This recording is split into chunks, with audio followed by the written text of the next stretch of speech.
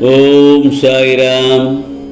என் அன்பு குழந்தையே, உன்னுடைய பணப்பிரச்சனை ஓர் அதிசயத்தில் முடியப் போகிறது. நம்பினால் கேள், நிச்சயமாக நடக்கும் என் செல்லமே. வாழ்க்கையை எவ்வளவு நம்பிக்கையோடு முயற்சி செய்தாலும் ஏன் என்னால் வெற்றி பெற முடியவில்லை என்பதுதானே உன்னுடைய கேள்வியாக இருக்கிறது. மற்றவர்கள் என்ன நினைக்கிறார்கள் என்று யோசிக்காதே என் செல்லமே. நீ என்ன நினைக்கிறாய் என்பதுதான் முக்கியம். உன் வாழ்க்கைக்கு எது சிறந்தது என்று நம்புகிறாயோ அதையே தைரியமாக செய்து கொண்டே இரு. கடந்த கால அனுபவங்களை நினைத்து வருந்தாதே. அவையெல்லாம் நீ கற்ற பாடங்கள். கடந்த காலத்தில் அந்த கற்ற பாடங்களையும் அனுபவங்களையும் மனதில் கொண்டு எதையும் தீர யோசித்து செய். இலக்கில்லாத வாழ்க்கை என்பது அச்சாணி இல்லாத வண்டிக்கு சமமாகும். ஆகவே உன்னுடைய இலக்கை தெளிவாக நிர்ணயிக்காமல் நீ எவ்வளவுதான் கஷ்டப்பட்டாலும் உனக்கான வெற்றி கிடைக்காது. உன்னுடைய பயணம் எதை நோக்கி என்று முடிவு செய்துவிட்டு முன்னேறு. இலக்கின் மீது விடாப்பிடியான பற்றுடன் இரு. உன்னையே, உனது இலக்கையோ உன்னையோ அல்லது உன்னுடைய இலக்கையோ ஒருபோதும் குறைத்து மதிப்பிட வேண்டாம். நீயாக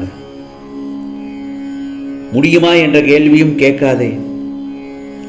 முடியும் என்று முதலில் நீ நம்பு என் செல்லமே. முதலில் உன்னையே நீ நம்ப வேண்டும்.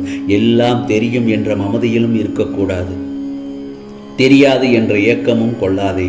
எதையும் சொன்னால் தெரிந்து கொள்ள முடியும் என்ற தன்னம்பிக்கையை எடுத்துக்கொள். மனம் தளராதே.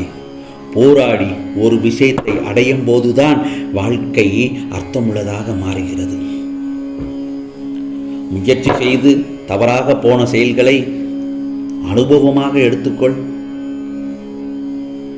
தோல்வியே வெற்றிக்கு முதல் படி. சிக்கல்கள் வந்துவிட்டதே என்று ஒதுங்காமல் தைரியமாக எதிர்கொள் என் செல்லமே.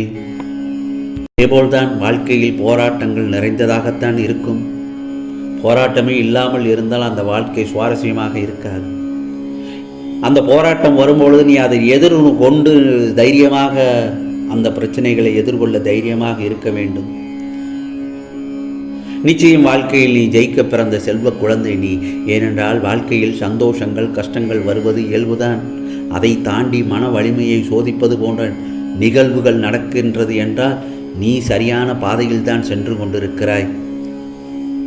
என் வார்த்தைகளும் என்னுடைய ஊதியங்களும் உனக்கான எல்லா வழிகளையும் போக்கிவிடும். அனைத்தையும் கடக்க மன உறுதியை கொடுக்கும் அது. என் செல்லப்பிள்ளை, என்னுடைய ஆசீர்வாதத்தை நிறைந்த மனதுடன் உனக்கு நிச்சயமாக அருள்பாலிப்பேன். உன் கையில் நிச்சயம் நான் கொடுக்கும் பரிசை வாங்குவாய். உன் வாழ்க்கையில் நல்ல திருப்பங்கள் எல்லாம் ஏற்பட போகிறது. தயவு செய்து நான் சொல்வது என்ன தெரியுமா? முக்கியமானது ஒன்று கேட்டுக்கொள். தயவு செய்து என் செல்லப்பிள்ளை, நீ வாக்குவாதங்களில் மட்டும் ஈடுபட்டு விடாதே. வாக்குவாதங்களில் மட்டும் ஈடுபட்டு விடாதே. அது உனக்கான நிம்மதியை தொலைத்துவிடும். திரும்ப திரும்ப சொல்கிறேன், நம்பிக்கை இல்லாமல் கடமை இல்லாமல் விலகாதே. வாழ்வில் வரும் பிரச்சனைகளுக்கு தீர்வு உனக்கு கிடைக்க செய்து விட்டேன். எந்த காரியத்தையும் தள்ளி போடாதே. தொடர்ந்து தோல்விகளை அனுபவிக்கிறோம் என்று மட்டும் வருத்தப்படாதே. ஏனென்றால் எந்த நிலமாயினும் உழுதால்தான் பயிரிட முடியும். அதுபோலத்தான் வாழ்வில் நீ தடைகளை எதிர்த்து கொண்டால்தான் உன்னால் வெற்றி பெற முடியும். உன் பணப்பிரச்சனையை எல்லாம் ஒரு அதிசயத்தில் முடியப் போகிறது நிச்சயமாக. ஏனென்றால் நீ கடினமாக உழைத்து கொண்டிருக்கிறாய். உனக்கு உழைப்பிற்கான வெற்றி நிச்சயமாக உண்டு.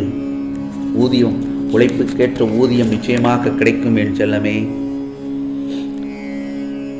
அதைத்தான் நான் சொல்கிறேன். உன் கஷ்டங்கள் தீர்ந்து போராட்ட பிரச்சனைகளுக்கெல்லாம் முடிவு வருகிறது என்று. உன் சாயப்பா நான் ஆணித்தரமாக உத்தரவும் நம்பிக்கையும் தருகிறேன். நிச்சயமாக நடக்கும். உன் அப்பாவை நம்பு. பொன்னையும் பொருளையும் வாரி வாரி வழங்கப் போகிறேன். சிறிது நேரம் உன் கண்களை மூடி மனதை அமைதியாக்கு. நான் உன் பிரச்சனைக்கு தீர்வு தரப்போவதை நிச்சயம் உன்னால் உணர முடியும். உன் குடும்பத்தையும் குழந்தைகளையும் ஏன் என் கையில் தாங்கிக் உள்ளேன் தெரியுமா? நீ என்னுடைய செல்ல பிள்ளைகள்.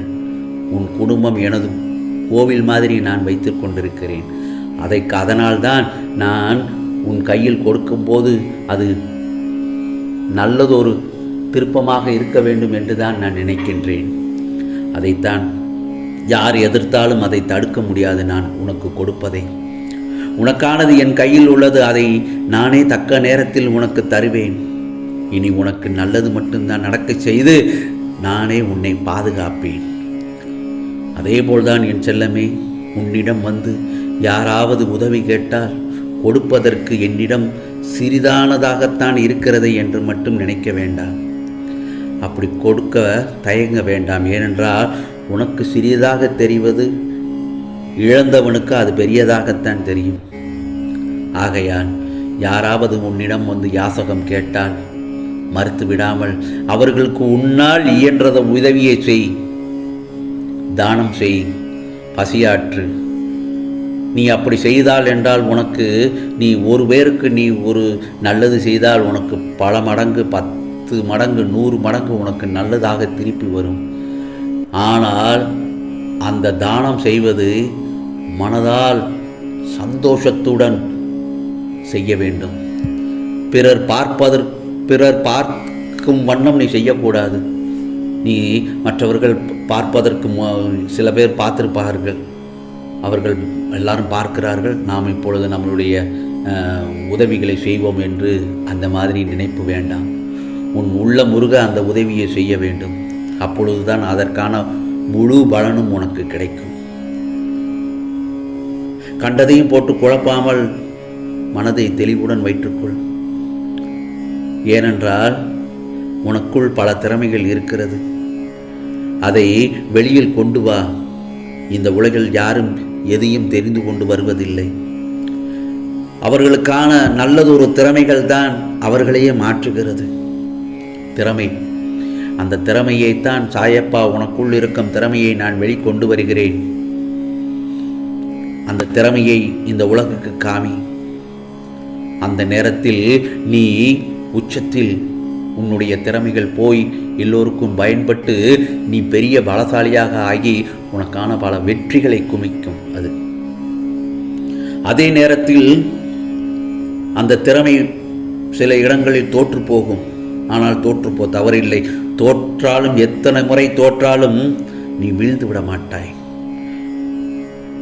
ஏனென்றால் உனக்கு உன் சாயப்பா உனக்கு பின்னால் இருந்து நான் உதவி கொண்டிருக்கிறேன். நீ செய்யும் சின்ன சின்ன தவறுகளை நான் சரி செய்து கொண்டுதான் இருக்கிறேன். தக்க நேரத்தில் உனக்கான உதவியை செய்து கொண்டுதான் இருக்கிறேன். பயப்படாமல் நான் இருக்கிறேன் என்பதை நினைத்து கொண்டு உன்னுடைய கடமைகளை செய்து கொண்டே போ. நீ உன் இலக்குகளை நோக்கி சென்று கொண்டே இரு. உனக்கானது எல்லாம், உன் பண கஷ்டங்கள் எல்லாம் உனக்கு இன்றோடு முடிவுக்கு வந்துவிடும் என் செல்லமே. நிச்சயமாக நான் சொல்வதெல்லாம் நடக்கும். நல்லதே நடக்கும், நல்லதே நடக்கும். ஓம் சாய்ராம், ஓம் சாய்ராம். ராம்ஜி அருள் கிடைக்கட்டும்.